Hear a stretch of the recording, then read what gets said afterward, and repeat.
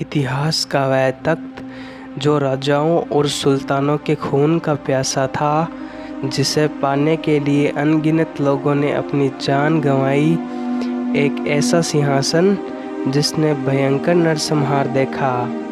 मध्यकालीन भारत में अफ़गानिस्तान से आया एक व्यक्ति मोहम्मद घोरी, जिसने 1192 के तराइन के युद्ध में धोखे से भारत के महान शासक पृथ्वीराज चौहान को हराया था और अपने एक नौकर को दिल्ली की गद्दी पर छोड़कर अफ़गानिस्तान वापस चला गया था।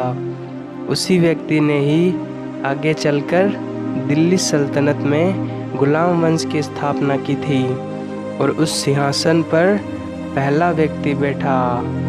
उसी गुलाम वंश के शासकों के बारे में आप 18 ऐसी बातें जानोगे जो शायद आपको नहीं पता। नंबर 18। गुलाम वंश को गुलाम वंश इसलिए कहा जाता है क्योंकि इसके सारे रूलर्स गुलाम थे। नंबर 17। 1206 ईस्वी में गुलाम वंश की स्थापना कुतुबुद्दीन ऐबक ने की थी, जो मोहम्मद घोरी का एक गुलाम था। नंबर 16। ऐबक ने अपनी राजधानी लाहौर को बनाई थी। ऐबक को लाख बख्श भी कहा जाता है क्योंकि वो लाखों रुपए दान किया करता था। नंबर 15। दिल्ली की महान कुतुब मीनार की नींव कुतुबुद्दीन ऐबक ने रखी थी। कुतुब मीनार सूफी सेंट ख्वाजा कुतुबुद्दीन बख्तियार काकी के याद में बनाया गया था, जिसे आगे चलकर इल्तुतमिश ने पूरा बनवाया। नंबर 14। दिल्ली का कुव्वत उल इस्लाम मस्जिद और अजमेर का 2.5 दिन का झोंपड़ा भी कुतुबुद्दीन ऐबक ने ही बनवाया था। नंबर 13। ऐबक की मृत्यु 1210 में चौगान पोलो खेलते वक्त घोड़े से गिरकर हुई थी। ऐबक को लाहौर में दफनाया गया। उसके बाद उसका उत्तराधिकारी आराम शाह हुआ, जिसने सिर्फ 8 महीनों तक ही गद्दी संभाली और उसके बाद 1211 ईस्वी में उसकी हत्या करके इल्तुतमिश गद्दी पर बैठा। नंबर 12। इल्तुतमिश तुर्किस्तान का इल्बरी तुर्क था, जो कुतुबुद्दीन ऐबक का गुलाम भी था और दामाद भी। नंबर 11। इल्तुतमिश अपनी राजधानी को लाहौर से दिल्ली लेकर आया और हौज ए सुल्तानी का निर्माण दिल्ली ए कुहना के पास करवाया। वह पहला शासक था जिसने 1229 में बगदाद के खलीफा से सुल्तान का ओहदा हासिल किया। उसे मुसलमानों का असल संस्थापक माना जाता है। उसने दल ए चालीसा बैंड ऑफ 40 या चहलगानी का निर्माण किया, जो एक 40 तुर्की स्लेव्स का ग्रुप था। नंबर 10। मंगोलों और चंगेज़ खान से बचने के लिए इल्तुतमिश ने ख्वारिज़म शाह के बेटे मंगबर्नी को शरण नहीं दी थी और हिंदुस्तान को मंगोल अटैक से बचाया था। उसकी मृत्यु 1236 में हुई थी और उसके बाद रुकनुद्दीन फिरोज शाह ने दिल्ली की गद्दी संभाली, पर वह एक अयोग्य शासक था और उसकी हत्या कर दी गई। उसके बाद इल्तुतमिश की बेटी रजिया सुल्तान ने दिल्ली की गद्दी संभाली। नंबर 9।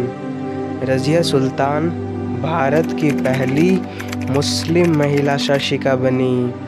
रजिया ने पर्दा प्रथा को जड़ से ख़त्म किया और पुरुषों की तरह कुब्बा और कुल्हा पहनकर दरबार में आने लगी।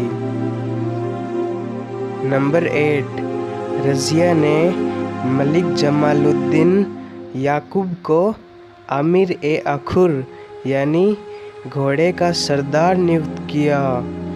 गैर तुर्कों को सामंत बनाने की वजह से तुर्की अमीर रज़िया के विरुद्ध हो गए और उसे बंदी बना लिया गया और उसके स्थान पर मुइजुद्दीन बहराम शाह को नया सुल्तान बना दिया गया। नंबर 7, रज़िया ने अल्तुनिया से शादी की और शादी के बाद दोबारा गद्दी को पाना चाहा, पर उसके प्रयास सफल नहीं हुए। 1240 में कैथल के पास कुछ डाकुओं ने रज़िया और अल्तुनिया की हत्या कर दी। नंबर 6, बहराम शाह की भी हत्या कर दी गई और दिल्ली के तख्त पर अलाउद्दीन मसूद शाह बैठा, पर वह एक इनकेपेबल रूलर था। फिर उसे हटाकर बलबन ने षड्यंत्र से नासिरुद्दीन महमूद को दिल्ली का सुल्तान बनाया और अपनी पुत्री का विवाह उससे करवा दिया। इस तरह बलबन ने दिल्ली का तख्त हासिल किया। नंबर 5, बलबन का वास्तविक नाम उलुग खान था। वह इल्तुतमिश का एक गुलाम था। वह इल्तुतमिश द्वारा बनाए गए दल-ए-चालीसा में एक स्लेव था। सुल्तान बनते ही उसने दल-ए-चालीसा को ख़त्म कर दिया। नंबर 4, गियासुद्दीन बलबन मंगोलों के आक्रमण से दिल्ली को बचाने में सफल रहा। उसने सिजदा यानी सुल्तान के सामने झुककर और पाबोस यानी सुल्तान के पैरों को चूमना प्रथा की शुरुआत की थी। नंबर 3, उसने अपने दुश्मनों के लिए ब्लड एंड आयरन पॉलिसी अपनाई, जिसमें आदमी को मार दिया जाता और उसकी पत्नी व बच्चों को गुलाम बना लिया जाता। फारसी के प्रसिद्ध कवि आमिर खुसरो बलबन के दरबारी कवि थे। नंबर 2, बलबन अपनी राज्य नीतियों के लिए जाना जाता था। उसका मानना था कि एक राजा इस पृथ्वी पर भगवान का एक दूत होता है जो पूरी सृष्टि को चलाता है, और इसी वजह से लोग उसका आदर करते थे। नंबर 1, बलबन के बाद जो सुल्तान हुए वो इनकेपेबल थे और इसी वजह से उनकी आवाम ने उन्हें स्वीकार नहीं किया। गुलाम वंश का अंतिम शासक शम्सुद्दीन क्यूमर्स था, जिसे जलालुद्दीन खिलजी ने मारकर खिलजी वंश की स्थापना की थी। इस प्रकार 1206 से 1290 तक राज करने वाले गुलाम वंश का अंत हो गया। सो इस वीडियो के लिए बस इतना ही। अगर आप खिलजी वंश पर एक वीडियो चाहते हो तो कमेंट करके ज़रूर बताना और चैनल को सब्सक्राइब करके बेल आइकन को प्रेस कर देना और वीडियो को लाइक ज़रूर कर देना। सो मिलते हैं नेक्स्ट वीडियो में।